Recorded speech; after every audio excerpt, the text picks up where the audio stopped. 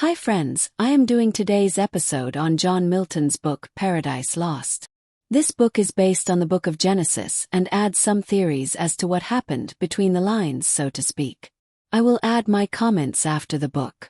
I think you will find it at least very interesting. So here we go. Enjoy. Paradise Lost. Book 1, 1674 version. By John Milton. Of man's first disobedience.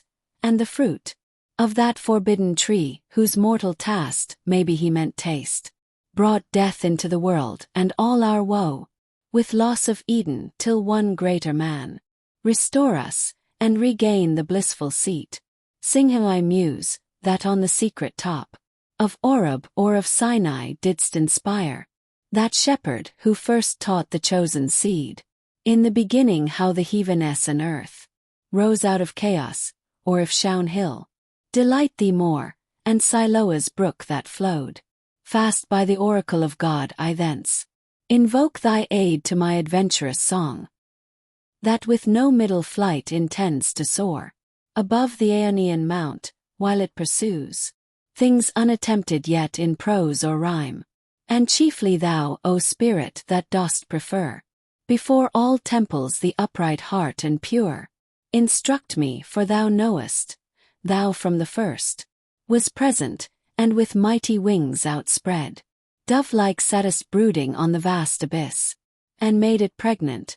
What in me is dark, illuminate what is low, raise and support, that to the height of this great argument I may assert eternal providence, and justify the ways of God to men. Say first, for heaven hides nothing from thy view, nor the deep tract of hell. Say first what cause moved our grandparents in that happy state, favored of heaven so highly, to fall off from their Creator and transgress his will, for one restraint, lords of the world besides, who first seduced them to that foul revolt. Infernal serpent, he it was whose guile, stirred up with envy and revenge, deceived the mother of mankind. What time his pride had cast him out from heaven with all his host of rebel angels, by whose aid aspiring to set himself in glory above his peers, he trusted to have equaled the Most High, if he opposed, and with ambitious aim, against the throne and monarchy of God, rised impious war in heaven, and battle proud, with vain attempt, him the almighty power, hurled headlong flaming from the ethereal sky, with hideous ruin and combustion down to bottomless perdition, there to dwell in adamantine chains and penal fire. Who does defy the omnipotent to arms, 9 times the space that measures day and night? To mortal men, he with his horrid crew lay vanquished, rolling in the fiery gulf, confounded though immortal, but his doom reserved him to more wrath, for now the thought both of lost happiness and lasting pain torments him. Round he throws his baleful eyes, that witnessed huge affliction and dismay, mixed with obdurate pride and steadfast hate.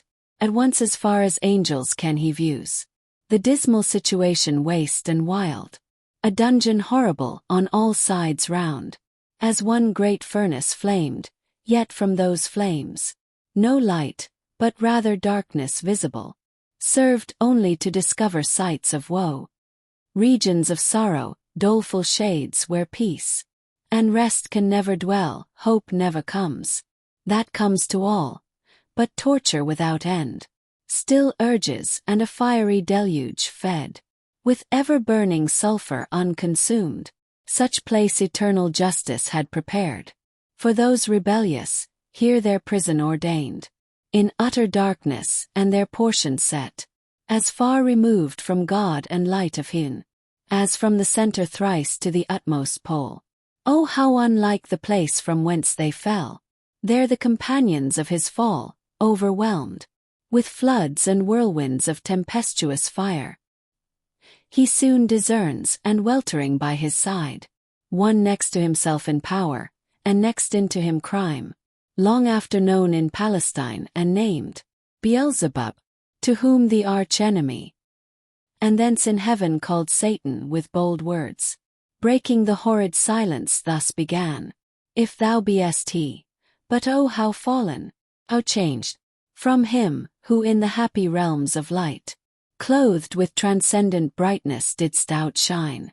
Myriads though bright, if he whom mutual league, united thoughts and counsels equal hope, and hazard in the glorious enterprise, joined with me once, now misery hath joined, in equal ruin, into what pit thou sayest, from what height fallen, so much the stronger proved, he with his thunder, and till then who knew the force of those dire arms, yet not for those, nor what the potent victor in his rage can else inflict, do I repent or change, though changed in outward luster, that fixed mind, and high disdain from sense of injured merit, that with the mightiest raised me to contend, and to the fierce contention brought along innumerable force of spirits armed, that durst dislike his reign, and me preferring his utmost power with adverse power opposed, in dubious battle on the plains of heaven, and shook his throne. What though the field be lost? All is not lost. The unconquerable will, and study of revenge, immortal hate, and courage never to submit or yield, and what is else not to be overcome, that glory never shall his wrath or might extort from me, to bow and sue for grace, with suppliant knee, and defy his power, who from the terror of this arm so late doubted his empire, that were low indeed, that were an ignominy and shame beneath this downfall, since by fate the strength of gods, and this imperial substance cannot fail, since through experience of this great event, in arms not worse, in foresight much advanced, we may with more successful hope resolve to wage by force or guile eternal war, irreconcilable to our grand foe, who now triumphs, and in the excess of joy, sole reigning holds the tyranny of heaven. So spoke the apostate angel, though in pain, vaunting aloud, but racked with deep despair. And him thus answered soon his bold compeer: O Prince, O Chief of many-throned powers, that led the embattled seraphim to war, under thy conduct, and in dreadful deeds, fearless, endangered heaven's perpetual king, and put to proof his high supremacy, whether upheld by strength or chance or fate. Too well I see and rue the dire event, that with sad overthrow and foul defeat, hath lost us heaven and all this mighty host, in horrible destruction laid thus low, as far as gods and heavenly essences can perish, for the mind and spirit remains invincible, and vigor soon returns, though all our glory extinct and happy state, here swallowed up in endless misery. But what if he our conqueror, whom I now of force believe almighty, since no less than such could have overpowered such force as ours, have left us this our spirit and strength entire, strongly to suffer and support our pains, that we may so suffice his vengeful ire, or do him mightier service as his thralls, by right of war what eerie his business be, here in the heart of hell to work in fire, or do his errands in the gloomy deep, what can it then avail though yet we feel strength undiminished or eternal being, to undergo eternal punishment? Whereto with speedy words the archfiend replied: Fallen cherub, to be weak is miserable, doing or suffering, but of this be sure, to do aught good never will be our task, but ever to do ill our sole delight, as being the contrary to his high will, whom we resist. If then his providence out of our evil seek to bring forth good, our labor must be to pervert that end. Well, I'm going to have to stop here. I will continue with Paradise Lost next week. I hope you enjoyed this. It is an epic poem and I've heard of it before but just finally looked at it. Seems pertinent to this YouTube channel. Goodbye until next week. God bless you.